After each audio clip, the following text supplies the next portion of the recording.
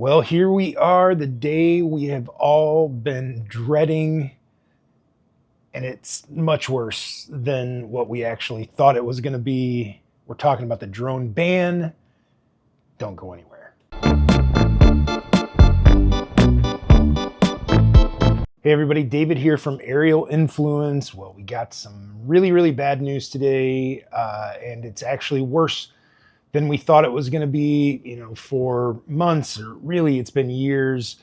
The United States has been trying to push companies like DJI out of the United States. So DJI, of course, they make the majority of the drones around the world when it comes to like enterprise drones. So for search and rescue, construction, surveying, etc. They make all those drones. And we're talking about consumer drones too, like the Avata 2 or the Mavic 4 Pro or the Inspire 3 or any of these drones that people are using, hundreds of thousands of them being used across the United States for either just fun or for professional purposes. But last year, the NDAA came out, which is the National Defense Authorization Act, and they essentially said that companies like DJI had until December 23rd to have an investigation by a government agency to make sure that they are not giving up any secrets, that they are not actually out there and they're a risk to national security.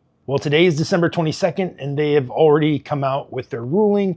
And not only are they banning drones, the future sale of drones like DJI and Autel, because those are Chinese manufactured drones, but they're doing it for any drone not manufactured in the United States. And not only that, but it's the parts as well. So even if it's an American company that is building a new drone, they're not going to be able to use any Chinese manufactured parts. If it can't be approved by the FCC, it can't fly in the United States, and that is going to be a big problem. But just being clear, the drones you currently have right now are going to be okay. So if you own a Matrice 400 or an M30T or Matrice 4T or a Mavic 4 Pro or Mini 5 or any of these drones that are already approved by the FCC, supposedly you'll be able to continue using those drones in the future.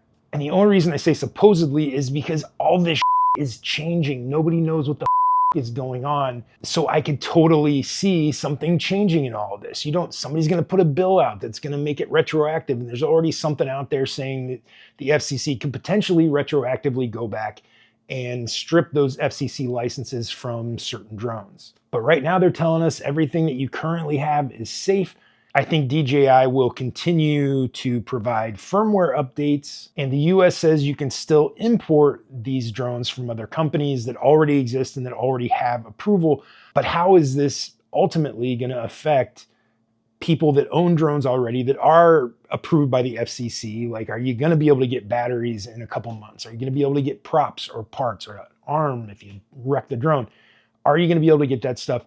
Nobody knows.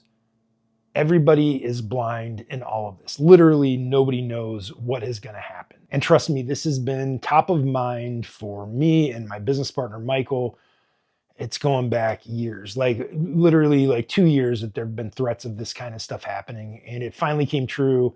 And I just got diagnosed with shingles. You can maybe see it up here because I've been so stressed about it, because it really affects our business negatively. But it doesn't just affect our business negatively. It is going to affect a lot of different things, from small businesses that rely on their drones to police departments that are using the drones for search and rescue. So instead of being able to get an incredibly technologically superior drone, like say the DJI Matrice 4T that has thermal and all this other stuff on it, now they're going to have to go with a US manufactured drone, and they're going to get half of the capabilities for 3 to 4 times the price. And I saw a post from somebody on Facebook essentially saying that the United States at this point, they're not even up to the Mavic 2. So in terms of technology, we're not even able to make the Mavic 2 at this point. The Mavic 4 is out now. It's a fantastic drone.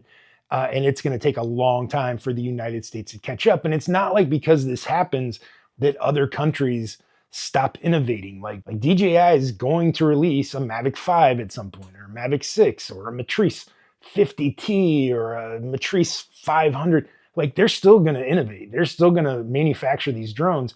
It'll just be the US trying to catch up with what is here now. So this is all super, super frustrating. Obviously, it changes the whole landscape of drones in the United States, because realistically, there aren't a lot of options. There's really like one company manufactured in the United States. I don't even want to say the name of this company because I don't want to give them any cred.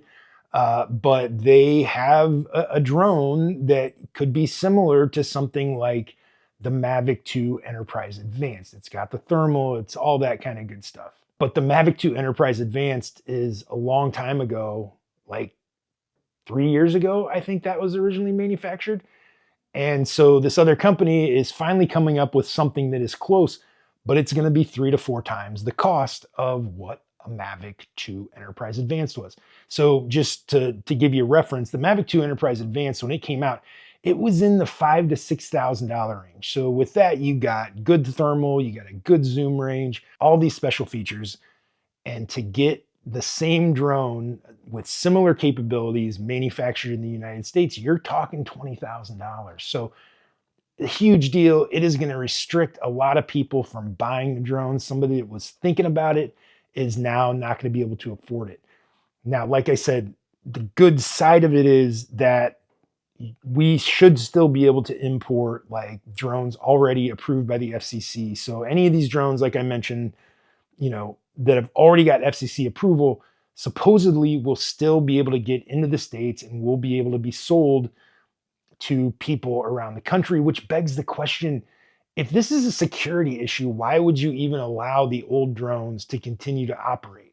That's what tells me that this has nothing to do with national security. This has to do with pushing the American industry and trying to get them to innovate to catch up with DJI. I love that idea, but it's not realistic. It's going to take a long time and it's going to hurt a lot of people. It is going to cost lives. So yeah, this sucks all the way around. So what does the future hold? Who the knows? Nobody knows. Maybe this will already be reversed in 6 months.